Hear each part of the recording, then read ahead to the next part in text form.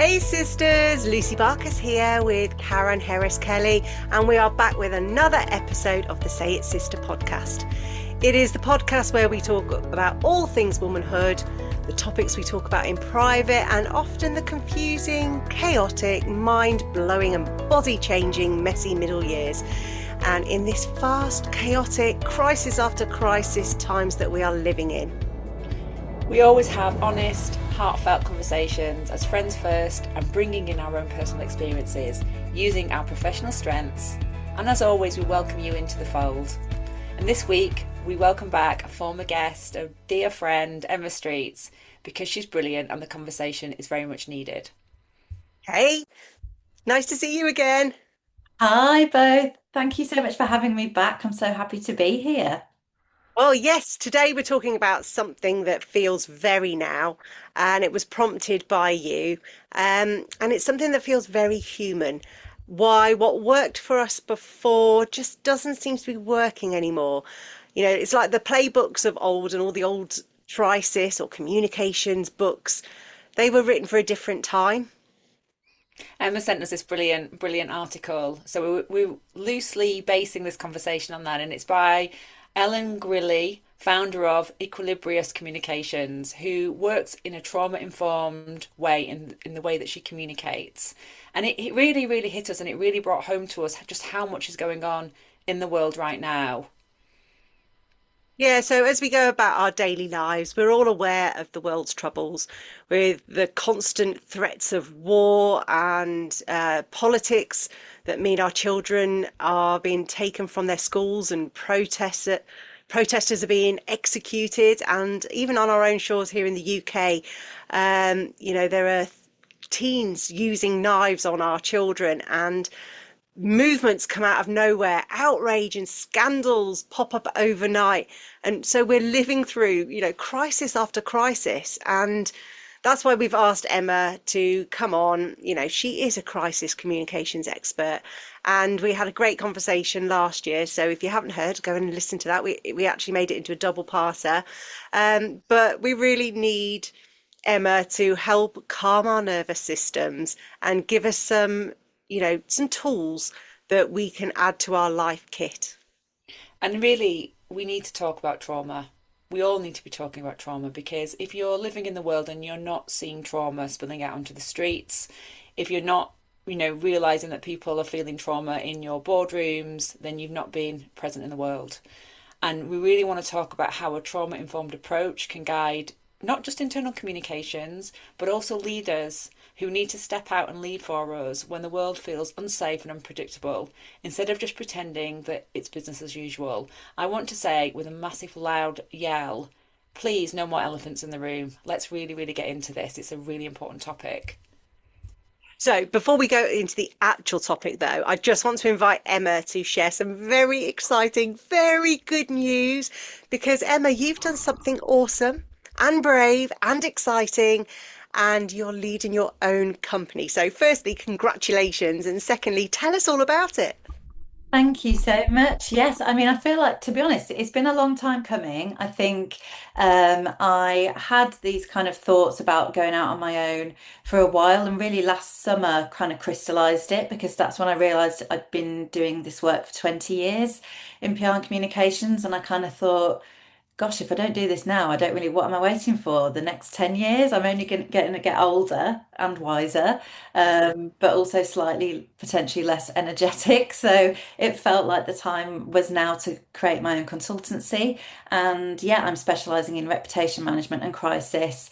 And it just felt like, in terms of what you're saying with the bigger picture context, it's really needed at this point. Unfortunately, it does feel like every other week there's a crisis, or actually every week, if we're being honest. And I think taking more of a kind of solo role in that allows me to not only kind of help people that I already know, but branch out to new sectors and take a slightly different approach. And a lot of what I think about personally is this trauma-informed approach, and that certainly guides my own experiences, and that definitely plays a role in how I advise other people. Yeah. And let's create a bit of context to bring us back into the real world as well. So in Minneapolis, Oregon before that, the schools are closing and children are back to learning from home. Employees are questioning whether it's even safe to go to work, and teams are dusting off emergency response plans. It's that horrible feeling, almost like the pandemic flashback. And I think in our own country, even, we've got women or immigrants travelling to work in our own country and feeling unsafe. So trauma is all around us. And as a coach who is trauma informed and a woman who's lived through my own tsunami of trauma, I've learned a lot about what happens on the inside. And if something can happen once, then it can happen again. And I think we're all living in this state of almost like unlocked, could be fear or trauma, that something bad could be just around the corner for us in our own immediate lives. Um, and I just wanted to throw that, out to the space to just get your views. Yeah, I mean, for me, I have a friend in Minneapolis actually at the moment, and the conversations that we have are really fascinating just in terms of how the media is reporting what's happening there, what I see here. She's always really interested in knowing what's being reported over here versus what she's obviously experiencing in her daily life, and they are different, as obviously they would be, but they are quite different just in terms of what's happening. I think, first of all, I think the word trauma and trauma informed has a stigma to it because I think it often gets parked as something that is, and I hate this phrase, a soft skill. I'm doing air quotes with my hands. Because I actually think this is absolutely one of the most difficult skills. It's often really only achieved by going through your own trauma and being willing to really experience that and live through that and learn from it. Um, and I think it's so important now, but I think a lot of people shy away still from trauma informed and that sort of language because I don't think they understand it. And I think it presents a problem for a lot of people when the reality is, we are living through a very traumatic time as a global collective. Of course, that's going to then impact people's behaviors. And if you kind of rise above it to that layer, it's all psychology, all crises come down to people, human behaviors, and psychology. And I think somewhere along the way, we've kind of badged that as something that's a bit more, out there and something that's kind of got this stigma attached that I think is really unhelpful because actually at the moment, the most helpful thing we can do is be really aware of that and lean into it. To Which is, share about something that happened last year in the area that I lived in. And my city was one of the first to really raise the flags. And it was like a tsunami of flags that were going up. And I joined a Facebook group, which was um, basically Worcestershire Against Hate, because I was so triggered and yeah, it was like mini traumas happening every day, every time I would see these flags being raised, and it just brought up so many feelings and thoughts. And then through reading some of the other posters' comments, it was things like, um, care workers who were often from marginalised groups were going into these areas, knocking on doors to go and whether it was, being yeah, a carer or a midwife, etc. And they had no idea what was going to be on the other side of the door, whether they'd be welcomed, whether walking down the street in their uniform, whether they'd be attacked or harassed. It was really traumatic. And then one of the women said that she has to walk her child to school on a road which was covered in these flags. And she was like absolutely petrified, and she knew she was going to be passing that on to her children. And then she had to go and do a full-time job. And they're the kind of mini examples that impacted my life in my community.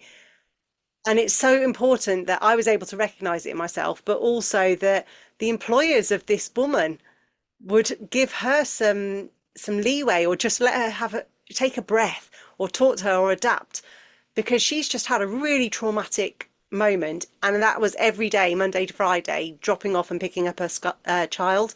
Is that the kind of thing you're talking to? yeah, I think it's just having that awareness as and responsibility as an employer, as a business owner, and just getting comfortable with potentially being uncomfortable. These are really uncomfortable times for everyone.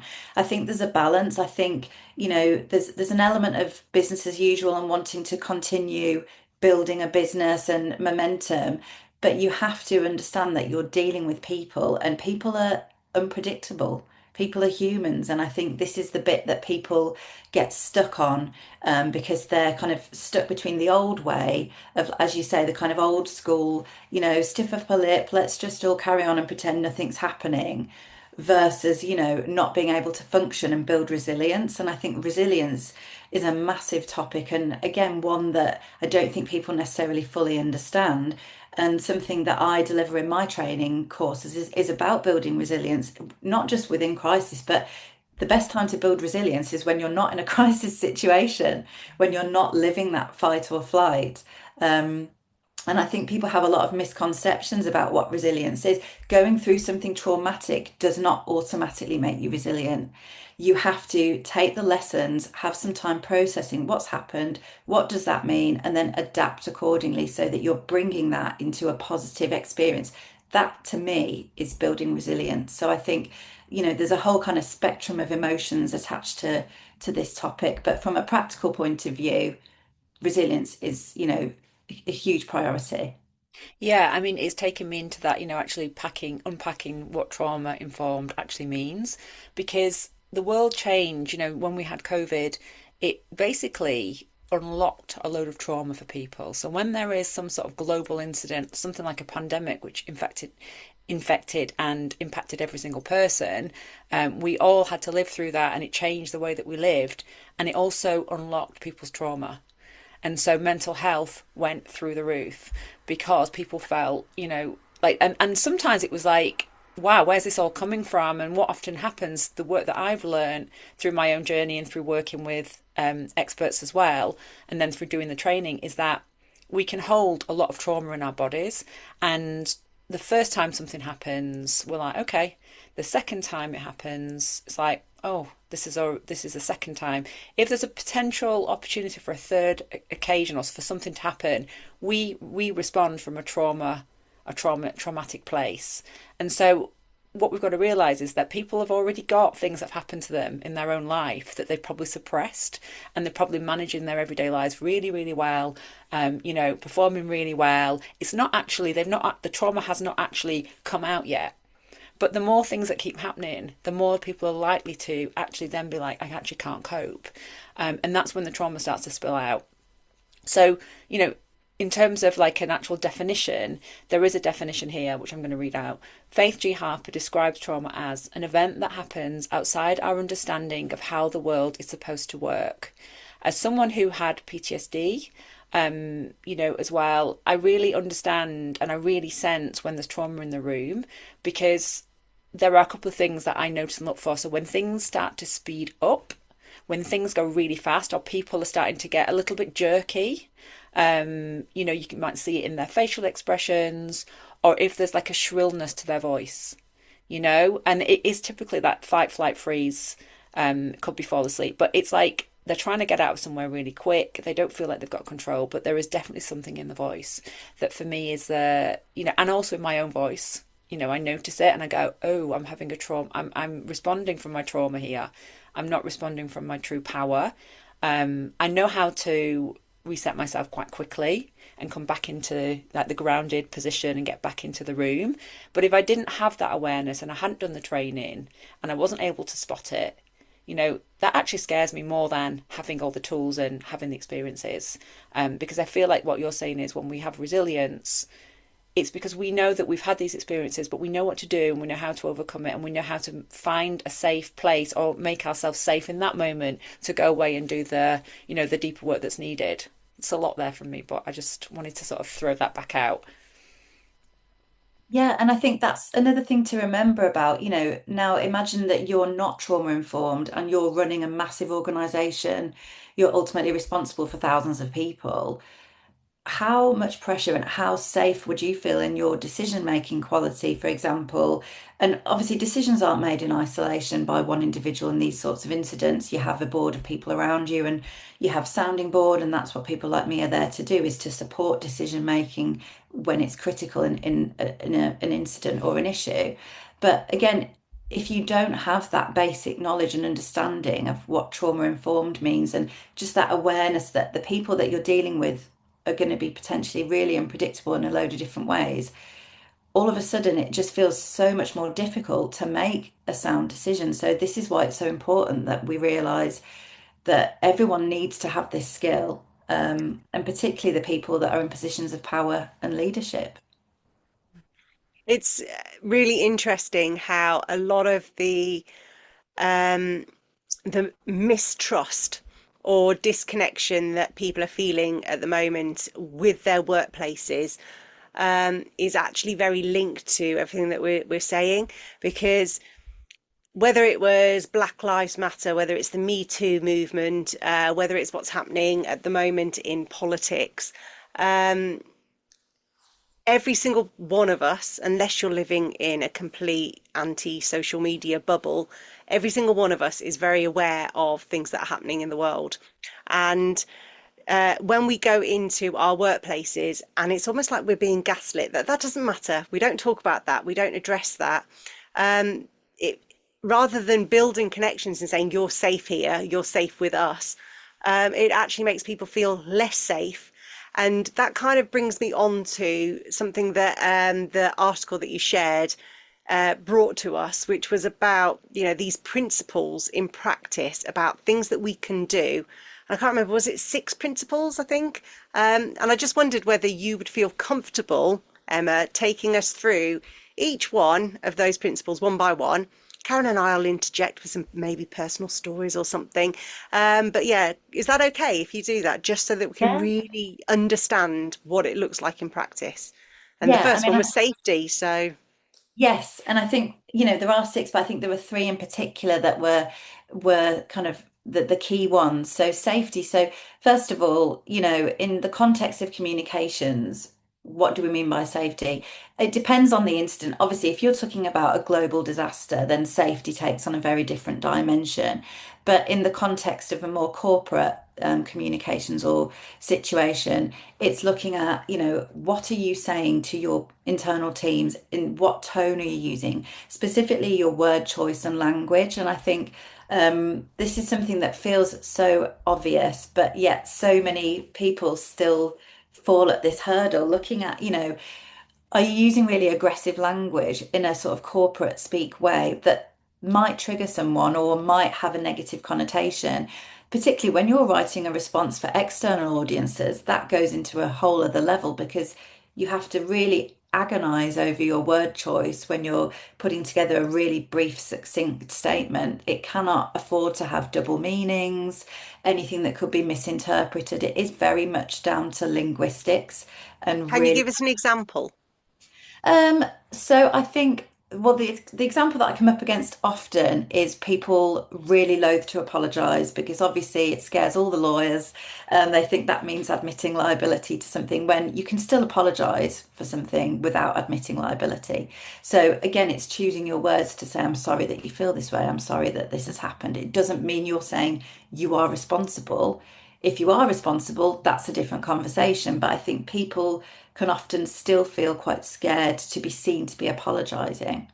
You then have brands that go the other way and go all in on the apology letter, which again, if it's a bit disingenuous, doesn't always land well either. So it's about being true to you. So I think that's the kind of the safety element in terms of as well the visuals that you're using. So look at what images you're using on your internal communications. I think the brilliant example is that you've got in here is about mental health, and then you see this picture of someone with their head in their hands at their desk, or and Yeah. you think, gosh, that is not how mental health is reflected in daily life. A lot of people walk around with zero evidence of having mental health issues or, going through a hard time. That's not reflective, and that's also just can be seen as quite inauthentic and very much kind of, oh, it's the corporate stock image. So again, it's taking into account all of the different elements of your communication. And then to the point that you mentioned earlier, Lucy, about person feeling safe to go and walk into work. Physically, is it better sometimes that people are allowed more flexibility to work from home when certain things are happening in the news or in their local area? It's just being aware of that and considering safety really in all those different areas of the workplace. And I just want to add in about the language piece because this comes up all the time for me. I mean, I'm an ex-communications expert as well, and the obsession with words is in my work all the time. And I almost create like word codes with clients of the words that they want to use because I'm really aware that if I use a word and it's not a word that they like, it's going to have a ripple effect on the inside of them. And my job here is to hold space, support them, empower them in different ways, equip them for everyday life. And it goes on and on and on, and support them through difficult times sometimes. And I feel like I've got to be so careful. So you can do that on a one-on-one, but sometimes as well, a client will come and say, well, it's bearable. And for me, that's like, that is like the alarm bell that goes off on the inside that I go, ooh, bearable doesn't sound good to me. Like, what's going on with the bearable? Because bearable can very quickly become unbearable. And unless the right spaces, the right conversations are happening, and things can be almost like detected early enough, then you've got potentially, a lot of people out there living a bearable existence, just about getting by, and at some point that will hit, that trauma breaking point will hit. And then there is a response from that. So I think there is a lot here that is really, really important in terms of the education for leaders, for managers, for organisations to say, these are the words you need to be watching out for. Mm. And this is the work that needs to be put in place so that there is that wider awareness and that education, because I think there's just so much that isn't known still. Yeah. And I would say I think this can also go too far the other way. So whilst this isn't in any way a replacement for a proper thought through strategy, there's definitely a quick kind of gut check question list that you can run through when you're looking at, inside an organization about, do we take a position on this issue that's happening? Do we comment? I mean, we all saw how many clangers there were and faux pas around the movements like Black Lives Matter, Me Too, brands piling in when really they had absolutely no real connection, and it just really massively backfired because again, there's one thing supporting something that Yeah. you're passionate about, but you've got to be doing it from a place of alignment because people just see through it and it just feels really, really wrong. So I think the fine line is around, just questioning yourself, why do we want to comment on this issue?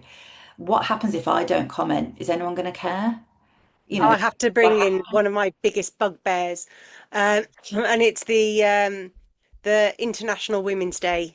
That obviously we love to bring focus to every year, and then you've got them who, because there's actually two. One's a brand name, and one's actually the UN International Women's Day, which is the one that I support. But most of it just became a bit of a cliche. So people are just bringing cupcakes and things like that on the day, or wear pink, which again is just a bit of a cliche. But then actually, there's no women on the board or in the senior roles. And then they use language which is all really, really harsh, or like make it feel like a battleground. Even, things like, rally the troops and kill the project, pull the trigger on that one. And it's just like, oh my God, on one side, just think, oh, pink, fluffy, let's embrace it. And on the other side, you're actually showing exactly what your culture is. And those words that you're using absolutely tell us who you are. Um, and so I just wanted to just put that one because I know that by the time this episode releases, you're going to start seeing lots of cupcakes and pink emblems all over your feed. But why don't you take us on to the second one of those priorities? yes, so the trustworthiness point. So I guess this also connects on to the last point, just in terms of what you said then, Lucy, about actions. And that's a theme that we'll keep coming back to, which is, do my actions, reflect my organization? And also, do my words reflect my actions? Because it's always more important in terms of what you do rather than what you say. And I think, again, this kind of context and sense checking things, it always comes back to, what am I actually doing about this issue? And if the answer is nothing, then I would really consider again why you want to be seen to be publicly trying to comment on something. So trustworthiness is a really, really interesting topic. It's a word that is used so frequently. I think it has lost some of its meaning because I think people just, sort of bandy it around in all sorts of contexts. And to me, trust is transparency, consistency, empathy. These are the conditions that trust thrives in. I think if you don't have all of those elements together, you have a lack of trust or a risk of a lack of trust. Um, so, Karen, did you want to talk about the kind of trust landscape in terms of the workplace as well? I feel like we are all suspicious. I think we've become even more suspicious purely because we're not sure what we're seeing, if it's real or not. And, like sometimes I'll see like the marching images, but I've seen the same marching images used several times over and over and over again every year, on social media. And so I love seeing women marching. It gives me a sense of hope. But I'm like, they're like, this is happening right now in, all these different countries. And I'm like, well, actually, that's really old footage. So I think we've already got a high index of suspiciousness that we're all living through. And then if we go into an organisation and we're not walking the talk, because I feel like, if the company's empowering women, yet there's no women on the board, that for me is like a red flag. I always look at, like when I'm looking at businesses, I'll always go on and like go, how many women have they got on the board? And I'll do that kind of thing. And I won't necessarily say, I see you've got 3 women on the board. But I'm looking at that because I'm trying to see how far up this, how far up the empowerment truly goes. I've fallen out of love with the word empowerment. I've always done empowerment work from being in my 20s. It makes me a little bit sad, but I feel like, again, a little bit like trust, it's a word that is being overused, and actually it's not truly empowering women. I feel like that's becoming a disservice. So I think we're sitting in this space now where we're all sort of trying to call out what's real and what's true. Like, can the real person stand up so we can see you, so that we can go, like I said to somebody last week, I had a meeting and I said, I love this. I'm sitting opposite you. We're both looking into each other's eyes. I see the whites of your eyes. You see the whites of my eyes. And we're having a really brilliant conversation that's completely transparent and truthful. That for me is what we should all be aiming to do, because without that we're all going to keep sort of like walking around on eggshells. I always get the feeling of eggshells. It's like, oh, I'm not sure, should I reveal, should I not reveal? So I think this is a check in, check out, almost like energy that we have as individuals when we're doing work. As a coach, I get to see people, I get to see that generally it's not many people haven't seen the real self. So I'm very privileged that I get to see the real person. And my clients will say, if I'm not honest with you, then there's really no point.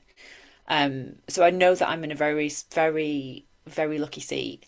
And then we've got to do the work so that they can show that to the world and feel safe enough doing that. Because when we are truly authentic, it comes with some risks. And So perhaps what I that's would why. say, because I absolutely agree with both of you, and you're both right. But through the work that I've been doing with teams and leaders for God knows how long, we talk about the two different kinds of trust. And I think you've both explained that really well. You've got what we call predictive trust, which is the one that is like, I've seen it many times before, that you're always the first to the meeting and you'll always have got the notes ready, or you're the one who will come flustering in and apologise, and you're the one that'll always put your hand up first. So there is a predictability where we think, I know how this company shows up, how that leader behaves. I feel safe around them because there is some consistency. So that is a little bit of that, like, walk the talk, say what you're going to do, and keep doing it. And then the other side of it is, and which is equally as important, is what we call vulnerability based trust, which is, this is the real me. Now, it's not for a leader to say, this is my deepest, darkest secret, but it's being able to say, I'm not very good at that, or I don't have the answers right now, or I've never done this before. I'm a little bit nervous. It's about just giving that vulnerability, just to say, this is the real me.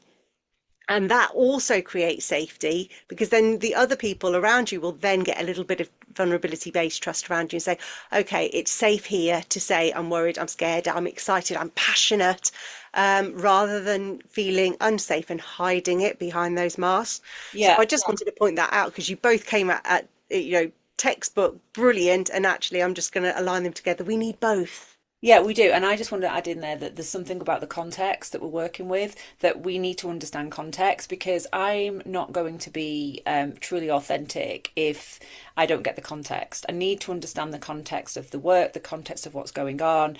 When is it right for me to show up and be authentic and build that trust, and when do I actually need to be quiet Mm. and actually step back, because I feel like that's important, because it's something that we all need to learn as leaders. Like, we have to know the context of what we're doing, because if we just start talking about trauma, openly, willy-nilly, and there's no kind of context for it, then that can feel really, really strange for people as well, and that can actually reduce trust. So that, I just wanted to throw that another thing into the soup that we're building here today.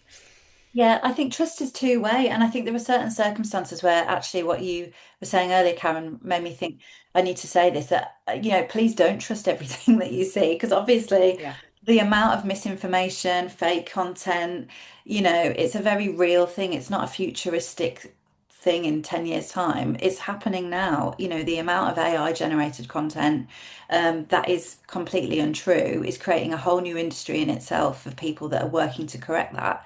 Um, and whole new specialisms around copyright and all sorts of things that are coming up off the back of that. So it's definitely not saying trust everything, but I think it's that duality of two things can exist. So you can be suspicious of people, but you can want to trust them. And I think when you feel safe, it's really powerful then to be able to feel like you can open up, and that does you know, lead to more trust if you can be vulnerable with people, but very much so at the right time and in yeah, the right ways and in the right formats as well. I mean, I would say the obvious thing to undo trust in terms of a brand is to just don't do what you say you'll do. So look at any brand with poor customer service, they frequently appear top of the least trusted brands. If you're looking at trusted brands, a great example in the UK is Marks and Spencer's. Everyone loves that brand. They had a massive issue last year that I've talked about at length in kind of different comment pieces and things on social media about their cyber incident that they had that dragged on for months and months and months, but ultimately they were still profitable, commercially, and they experienced that. And I think people did have a level of sympathy for them because they trusted that brand, and that reputation has been built over, decades and decades. mm. So why don't you take us on to your third priority? Yes. So this is choice. So looking at how do you, again, not to use the word empower because we don't like that word now, when Oh, you we love it. Other people just have made it dull. adopted it. I like the idea, but I'm sick of people cheaply using it. Yeah. So, how do you kind of make people feel like they have more control in a situation? And that is giving them a choice about how they maybe consume their communication, they consume their updates, particularly when you're looking at internal to a business. We've got so many different options available now to communicate. It's not a case of, oh, we're having a team meeting, everyone gather around in the boardroom, which it used to be. Now is it a Teams call? Is it an email? What format is it and what is accessible? And, in terms of delivering updates and internal communications, that's a huge decision point, and that's something that's really important to look at. And every organization is different in the way that they do that. But even enabling people to say, we need to deliver you an update. You can either join this meeting, or if not, don't worry, we'll send you an email with the details. Yeah, And some people might not want that direct contact. So it's just being aware of that. I mean, within that, there are obviously structures, and if you do have certain hierarchies of people that need to be told information a certain way, that's you overlay that. But even just having that thought process of how is this information best going to be received is something that again I don't think is necessarily a given in the more traditional style of comms. this is a personal one really, but so my husband last year, we didn't know he was going to have a job for the whole year, and honestly, the amount of communications that were going round, but actually without saying anything. So he was coming up. I mean, it must have been every month saying, "Oh, we've got a call at this time. We've all got to be on it. This, that, and the other." So he'd go and do the call and come back. He's like, "I'm none the wiser." And this went on for an entire year, and it was really, really stressful because we were like, I was like, I can't hear about it anymore because until we know, we don't know what we're working with. Um, Really badly managed. I mean, he's still got his job. The company's now, he's gone, it's been bought out and it's been rebranded and this, that, and the other, and he's still got his job. But the whole thing was just painful. And actually, in terms of a trauma response, it was going on for such a long space and time, but it was definitely impacted both our, well-being on the inside for sure. But we were able to manage that one. Because we were like, come on, we'll just take it one step at a time, and so we were still talking, and then we'll be like, well, let's not talk about it for a while, then we talk about it again. So it was a really, really weird one. But for me, that was just a really bad way, a bad example of having meetings with actually nothing to say and putting people through unnecessary stress. I And think in that causes almost a trauma in itself when you're living Yeah, through those because there's no safety and there's no trustworthiness there, and you're longing for answers or just something so that actually then you can have some choice. And I always come back to the circle of influence, circle of control. And I think when you are given mixed messages or absolutely nothing, or too much, what's going to happen is your mind is just going to just go into what if this, what if that, and it's always on the worst side of what ifs, never like what if it's brilliant. yeah, And so we then start going into this spiral, and I think that the in that trauma response or just in everyday life, actually, it's just thinking, right, stop. What is it that I actually can control, or what agency do I have? And sometimes it might be that actually I don't want to hear about that latest call, or I want it via email so I can read it while when I feel safe in a or I've got my people around me. And I think that it's absolutely spot on that you said that this needs to be a top priority, Emma, because if you are told you are going to be summoned to this meeting and it's going to be done in this building, etc., etc., that's already taken away the choice of somebody who's having a really negative response to something. And that's also a massive risk for me, is that, again, taking that step back and thinking, hang on, we're potentially going to have a lot of very disgruntled employees in one room with access to social media, for example. That is not how you would want that narrative to play out as a brand externally either. And that's not sounding very kind of corporate, but ultimately that is what it is about, is protecting your brand's reputation. So yes, you do things from a place of what is best for my people, but obviously also because you want to protect your own brand and do what's best. So that's where the integrity element comes in, really. But it is also a massive risk. People are at the heart of every single crisis. Everything that happens comes down to human decision, human emotion. And that's why I'm really passionate about the fact that, like I said at the beginning, this isn't a soft, fluffy topic. This is, decisions and understanding the thinking process that will directly impact your bottom line. If that's how we want to talk about it in a boardroom, that is the reality. So I think it's merging these two worlds together, which is the point that it feels like we're at now. yeah. And I mean, obviously there's a space of compassion. I mean, and I don't think compassion's a soft skill either, by the way.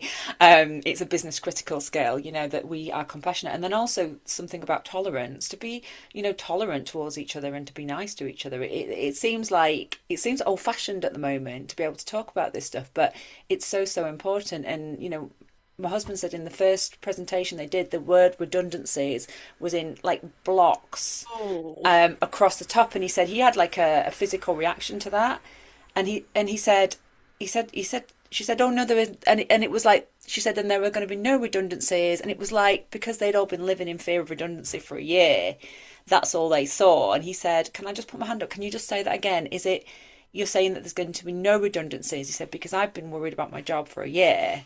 And she looked really surprised, the woman in HR, and was like, oh, right. And I just thought, when he came back and told me, because he had a trauma-based response in his body, I was like, I can't believe how badly managed that was. Like that wouldn't have been thought through, that you'd put something in blocks like that. So, there is a ripple effect in everything we do, and we can have a positive ripple out there, and we can handle things in an effective way, or we can have a negative ripple effect.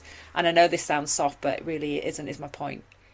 I Yeah, had a coaching call this morning, and there's some significant information about a decision that may or may not need to be had later on in the year.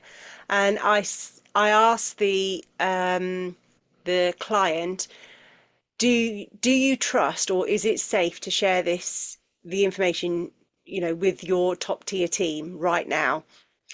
And he just took a moment and he said, actually, there's one or two that I can trust, but I can't trust everybody with this information in this format. Then obviously we carried on coaching, but I think that is really important to take that moment to say, is this information going to cause more chaos, more crisis, more trauma, or should we just sit on it just for another day while we think about this, and then create some choices? So I think that's a really good, because somebody would have looked at those slides and Yeah. said, actually, is this the right approach? Maybe they didn't. Maybe they were just all being triggered themselves and they just wanted to get things out. Who knows?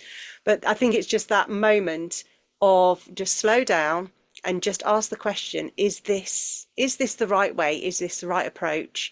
And if all else fails and you don't know, give Emma a call. Yeah.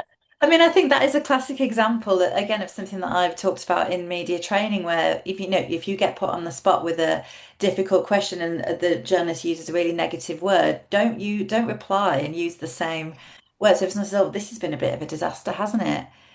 You don't reply and say, "No, it's not been a disaster." Because you don't know how that's going to be cut. You don't know the context.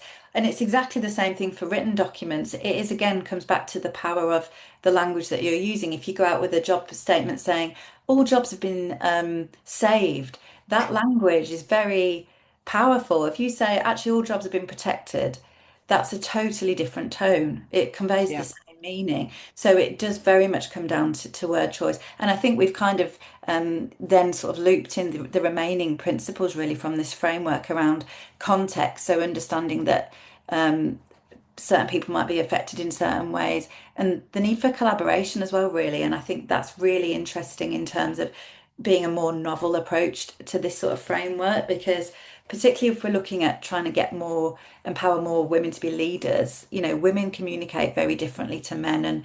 And I think just that theme of collaboration Yeah. and communicating as a group, that's something that is much more of a female based or feminine side skill, that again can often, having that element can often reduce the risk of some of these Yes. issues that we've seen play out in the Say world. it, sister. I needed to land that there. Say it, sister. And the thing is, obviously, Karen and I are all about the bringing more feminine or balanced women's leadership into our world. And I think this is the stage where, the world that we're living in, where part of the crisis we're in is that we aren't bringing in the women's skills and strengths and their voices. And to be clear, you've named some of them, but they are the ones that like listening, holding space, reading the room, having that natural empathy, gathering the support of people and working in collaboration and in community. These are the women's way. And if we don't have women in the spaces, in the leadership teams, then you will continue to see the masculine way, which is push, drive, compete, Sorry, force my through. dog's just Oh, come up here. hello. Ernie's come to join us Gonna for get the rid of him. listeners, the puppy. I don't know how he got Um, up, but he did.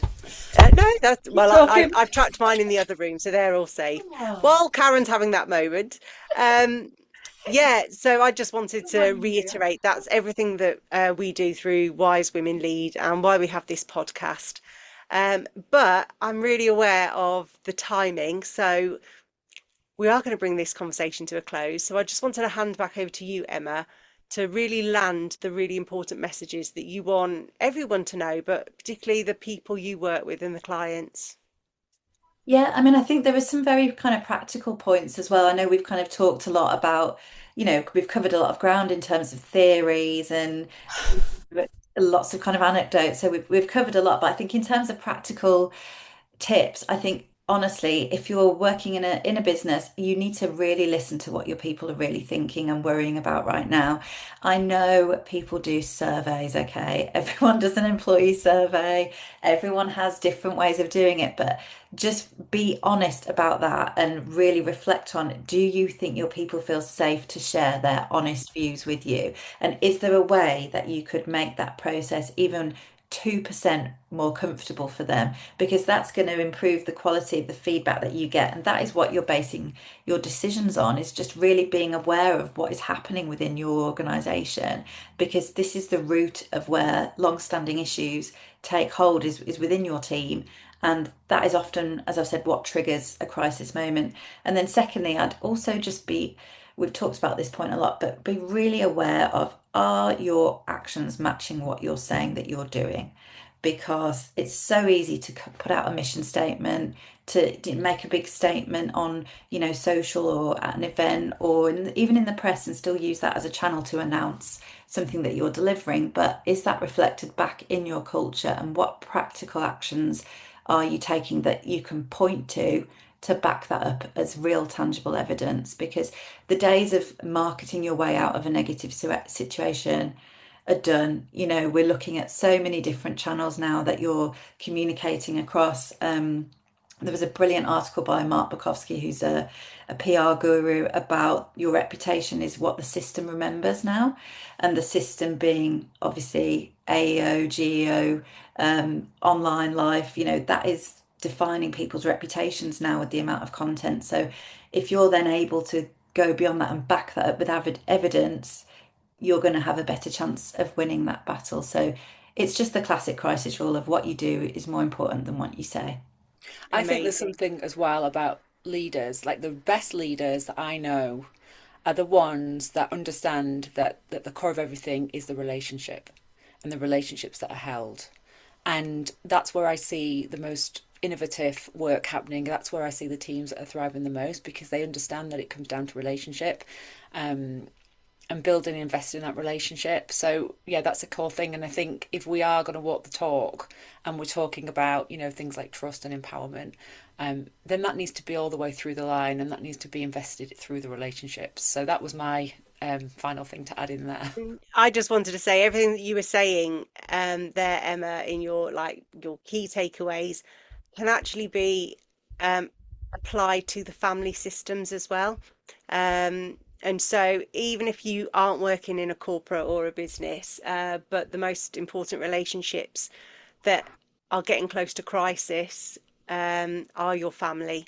Listen to Emma's wise words and look at it through the lens of, yeah, you and your personal life. But I just want to say a massive thank you to Emma Streets for bringing your crisis comms wisdom back to us again, and to Ellen Greeley, whose article Trauma Informed Framework inspired this episode. We'll link both in the show notes and on our socials. That's all we've got time for today, but this conversation will definitely continue. Our old playbooks weren't built for this moment, and that's exactly why we need new, more human ones. Thank you so much for listening.